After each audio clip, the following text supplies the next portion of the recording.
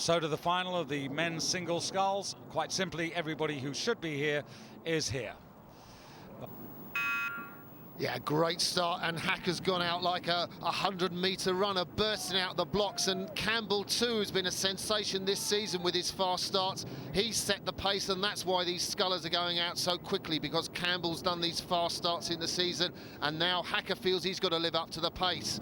And look at that rating. He's gone and looked across there and thought, catch me if you can. Well, he is a quite remarkable character. Sometimes we accuse him of fragility, but when he's tough, he's very good. And the doctor said after the hernia op, right, you mustn't train. 1 week out, and he was training already for this because he's just so hungry. He just loves this stage. Yeah, he's up at 38 strokes a minute, and I've seen him here in the heats and in the reportages. He went out to watch Alan Campbell's race from a bicycle. He had no comment on Campbell's form, but he was clearly watching all his competitors, and well, he doesn't mind looking across, bit of an extrovert, and he's really confident in the way he's sculling here. His pace has been sensational. Yeah, like quite a few, he's been up at high altitude training. They usually go, Andreas Mal, his coach, and him, they usually go up to St. Moritz. Yeah, St. Moritz is the favoured location. You've got a great length of lake there, but I think the question for the British supporters here is Campbell going to be able to keep in contact in the second 500 metres? And already he's finding the pace hard going. Normally early in the season, Campbell will be out in front. He's got the lead on Drysdale, but Hacker, I mean, this is an absolutely sensational first 500.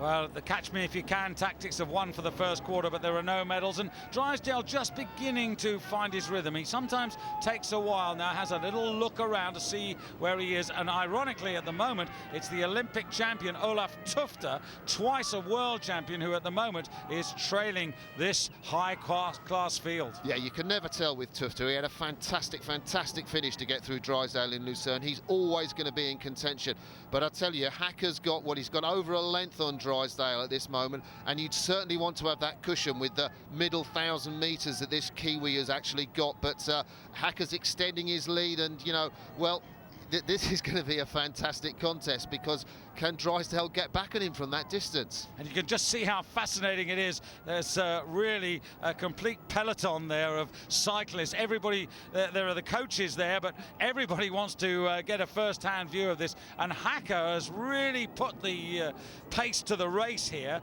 Hacker going through the first quarter. Hacker's time was 1:35.85.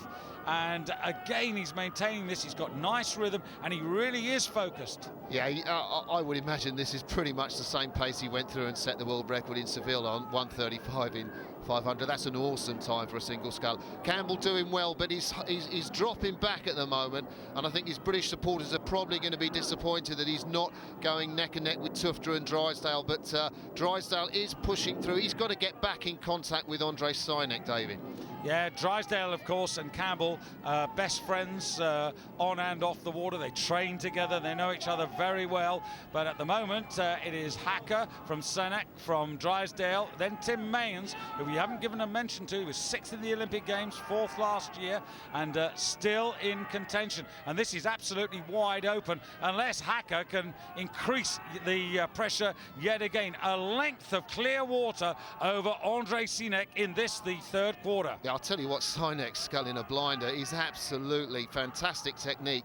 He's come out of that fantastic Czechoslovakian quad, and he's really got a great technique. And I think to compete with Drysdale's second 500, be ahead of him in the third 500, he's got to be smiling at the moment. But I tell you, looking at Hacker, he looks composed, he looks cool, and basically I think this race is going to be, will Hacker blow up? Will he stay the pace?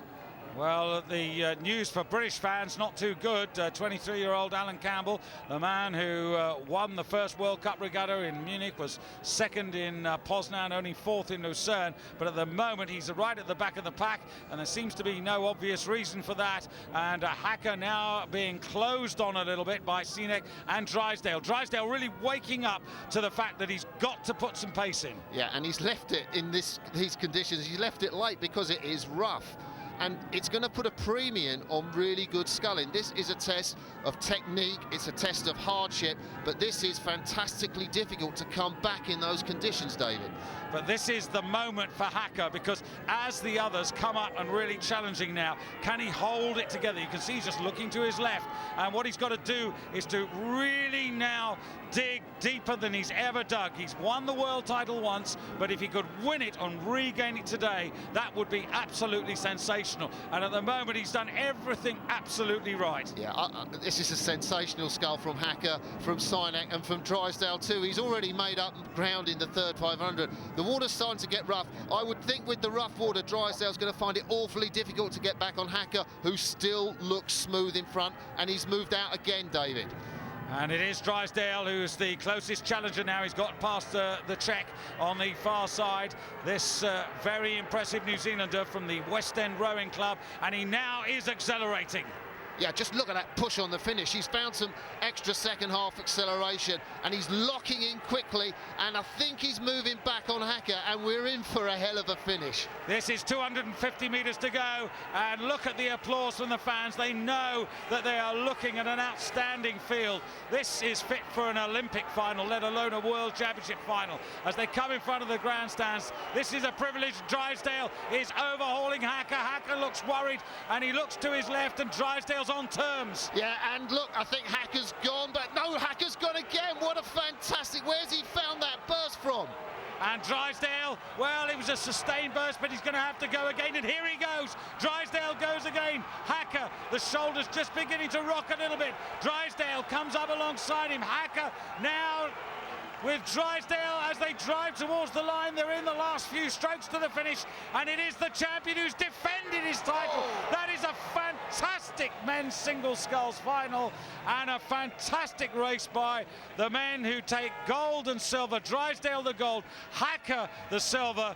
But for what Hacker did there, he probably deserves a gold as well. But there can only be one winner. Yeah, and he's holding his head in his hands, not only because of the race, he's just got another world record there. What a fantastic time. But I tell you what, when Drysdale went, he just was looking straight down the boat. He didn't look at Hacker and say, well, where are you? He kept in, he did his sprint. It was enough to get past a brave, brave man. Arguably the best singles finals ever. The first two both inside the previous world best time.